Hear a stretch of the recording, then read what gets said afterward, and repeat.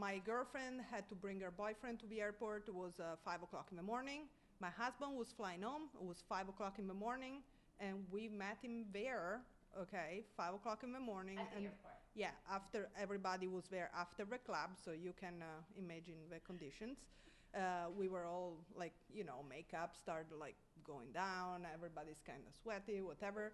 So we all look horrible, okay? And my boyfriend said, oh, this is my boss. And I didn't even think about it. I was like, okay, nice to meet you, whatever, dude. At the time, I could probably speak 3 words of English. And I saw him a year later, downtown the city where they were stationed. So we started a conversation, and I honestly do not remember exactly how we started seeing each other. I just know it's 14 years later. So yeah, we have different version about it, and we also argued in front of the immigration officer about it, and the guy was like, oh, so what's your favorite Italian restaurants here in the States? Not Olive Garden, that's for sure.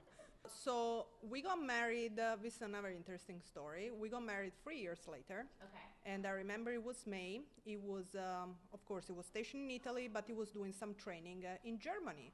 And he called me from Germany, and he said, babe, I got orders. Whatever orders are, I still don't know. My English is still broken. Still have massive headaches when you use these words, but okay. We have to go to the States, so I guess we're getting married. Okay, I guess we do. Do you remember we have a vacation planned, right? It was like, no, not my problem, organize the wedding. I'm coming back with, I was like, okay. It was like, I gotta go, sorry. So bye, dude. So that was it? Yeah, that was it. So we went, I told my mom, like, I waited a little bit to tell her, like 10 days. So he came back. 5 days before, like 5 days a week before going on vacation to Thailand, I told her, by the way, this is the pre-honeymoon because there's not going to be a honeymoon. You need to organize the wedding, and bye. And you came back from Thailand and got married? Yeah, and my uncle married us because he's the mayor of one of the cities near my house. I was terrified of driving, and still I am. Nobody will, in this post, nobody will ever let me drive, especially at night. Okay, they will tell me, who's picking you up tonight? Apparently you, thank you. So I wasn't driving. He was he was supposed to have the easiest job ever, 14 instructor, free time, whatever. And yeah, they were 16 instructors. Go figure. So it was never at home. And where was this at? This was for Benning. Yeah, which thinking about it now, it's not a bad post at all. Mm-hmm. But with my mentality that I had before, I hated it. Like hated it. There was not one positive thing besides TJ Maxx, but. I could find. I think that, but at the same time, I think it was one of the best experience, but because I learned to stay with myself. So that was, I grew, and it was positive for that, but I was very, very lonely. And I wasn't really accepted, not that I really care, because right now probably I don't care. At the time I was, younger, so I just really wanted to be friends with everybody. And I remember I was walking the dog, which was something that I was doing over and over and over because I was so bored. I was reading and, walking the dog and doing exercise and reading and, cleaning the house, whatever. It's just the two of us, so there is so much cleaning you can do. Now it's a different story now that I work.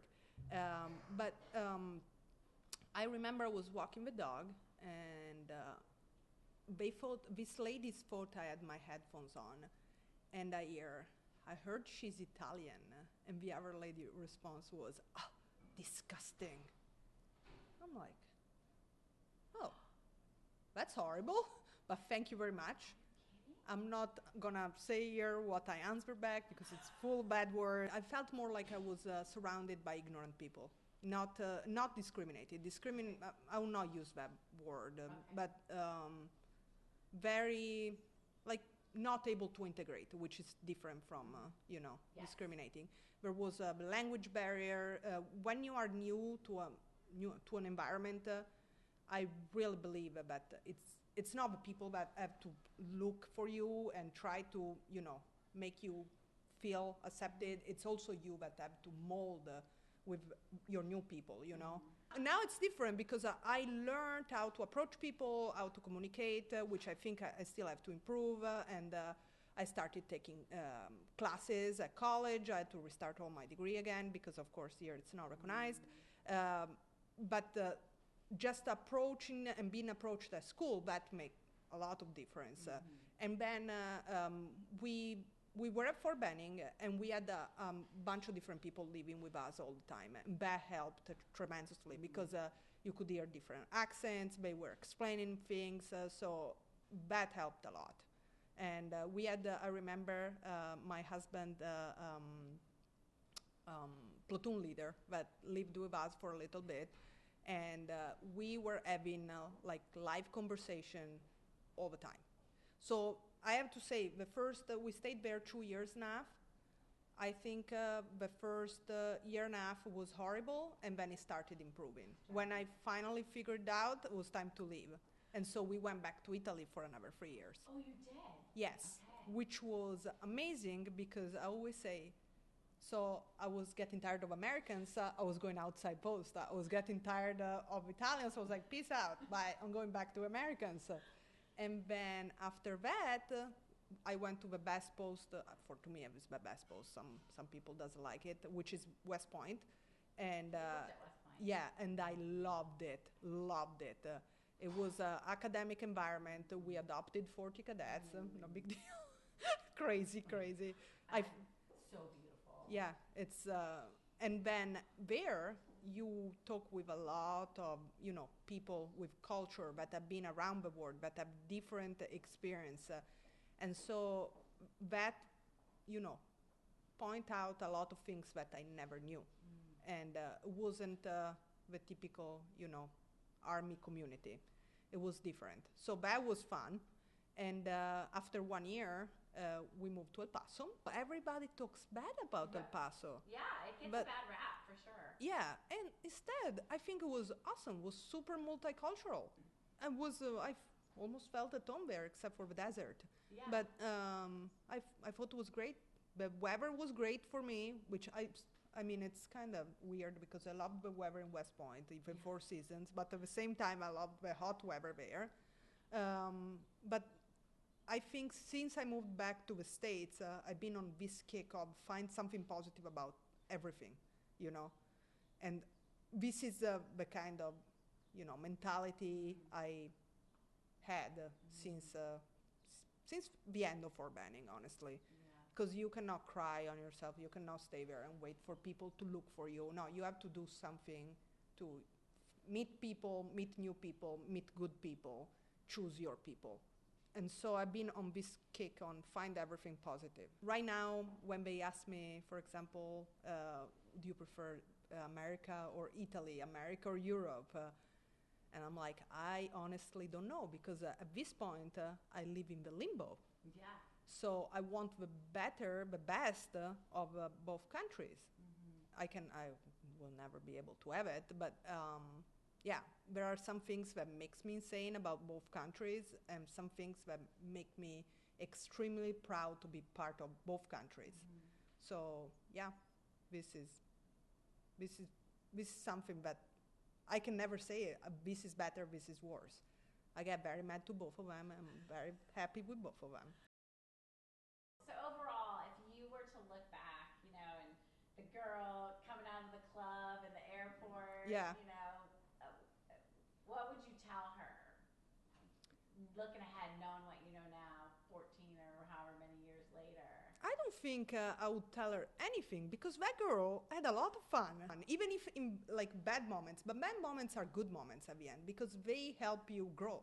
Okay, if we talk military life, okay, my husband Matt, first deployment was of course the first experience, and see you in 6 months. 15 months later, you learn again how to deal, to a long-distance relationship, how to communicate in different ways. I don't know, those years were the years where there was not WhatsApp. There was nothing. You were getting the phone call, and if you missed it, you were like devastated. Yeah, and I remember one, I don't think it was that deployment, but one after that, Yahoo made that chat where you could chat, and then there was a camera. But they didn't have really signal there. I don't know what was going on. So you could see this. And, yeah, okay. Yeah, I can see you, babe. But, yeah, you could not really communicate like you do right now. And I see sometimes people that freaks out because we're going in the field here, the weather is bad. I'm like, we got it. First deployment he did, he actually deployed just out of Italy. So I was home. The last mission that he did, I stayed here in Fort Polk because I had the shop, and I was like, yes, thank God he's leaving, because I need time for that shop. I need to figure some stuff out. So now we are, the more you develop and the more you're just like, okay, dude, you didn't deploy for a little bit. It's time for you to go. I don't think I have the typical Army wife experience, because we do not have kids. We never wanted kids. And I'm also before getting used to, all this environment, I was very Army oriented. Like, you picked this job, you're gonna keep going. And do not complain about it, because you picked it. So I always pushed for schools. I always pushed to go wherever you had to go. So I don't think that it's the norm. Okay. My assistant manager, she can give good advice. She's German. Oh. She's one of the languages of the shop.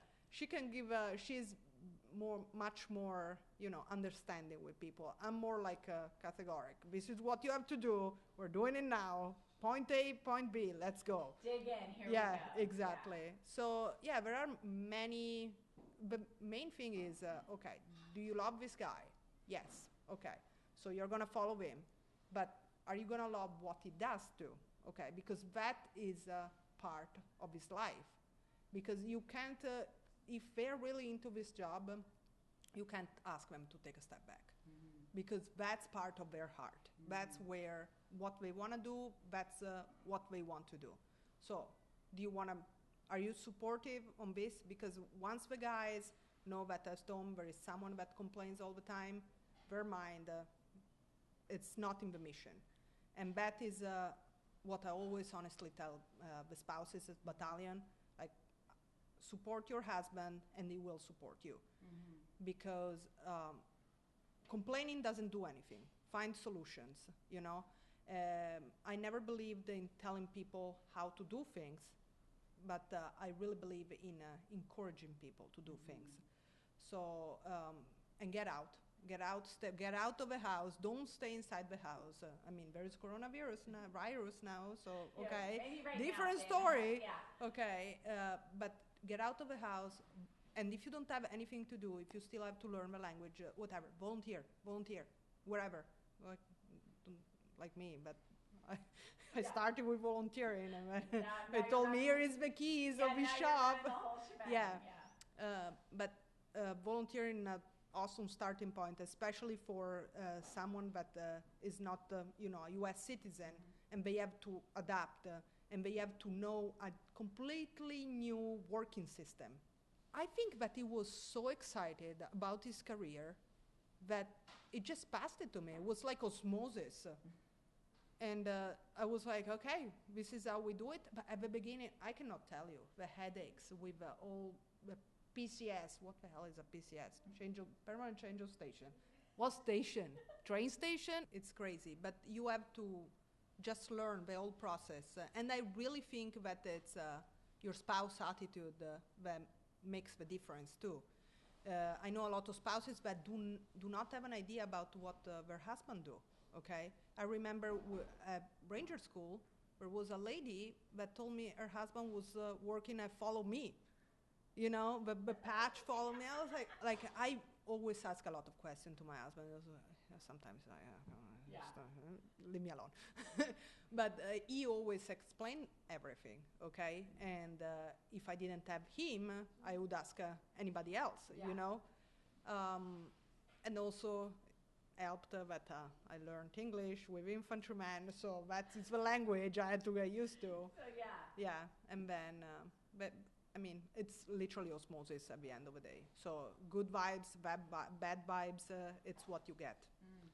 And that's what help you to understand or to refuse the job, or at least for me. The first deployment that I was basically still a girlfriend, and so I couldn't access information. You get treated very different, okay? Especially when you are an Italian national and there is an army base and they act all secretive, like, oh my God, this CIA experiment going on. You understand that if something happens, because at that point you remember that there was a lot of people dying, okay? And so good news is not news. But I totally had no news, nothing. The only news was him writing me some emails, okay? He's never been a big communicator, okay? But I can tell you, he remembers every email I sent him, everyone. And sometimes he goes back, start reading them. I'm like, shut up, that was so me 14 years ago, shut up. Stop. Yeah, I'm like kind of embarrassed here. Yeah, because I, of course, I didn't know anything. And if I see my English back then, oh my God. Like, oh my God, horrible. But yeah, I think, I always think that we had a very open relationship and very trustworthy for both of us. And I don't know, it's literally, he's my best friend and I'm his best friend. I know that a lot of people doesn't believe in this, but it really is.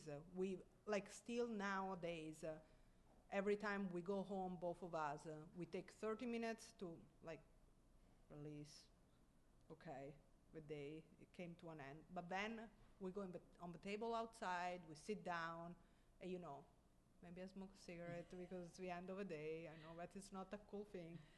He drinks a beer. I steal half of his beer because at the beginning I was like, no, that is 130 calories. I can't. But then I steal half of his beer, and we just talk for hours, and we end up eating at 10:30 at night. He loves, everybody makes fun of him because when we do the night out, okay, and we usually do the girls' night out, and we're all there painting, you know, do Cracker Barrel stuff or whatever, and it's like, I'm not hanging out with the boys, I'm coming with the girls, because I'm tired to talk about work. So now everybody's always like, where is Matt? Even if we talk about hair color and, you know, trying to find a hairdresser here. He doesn't want to talk about work. I mean, I respect that. No, he doesn't, which I want, so sometimes I go with the guys. I'm like, okay, what's going on here? What's going on?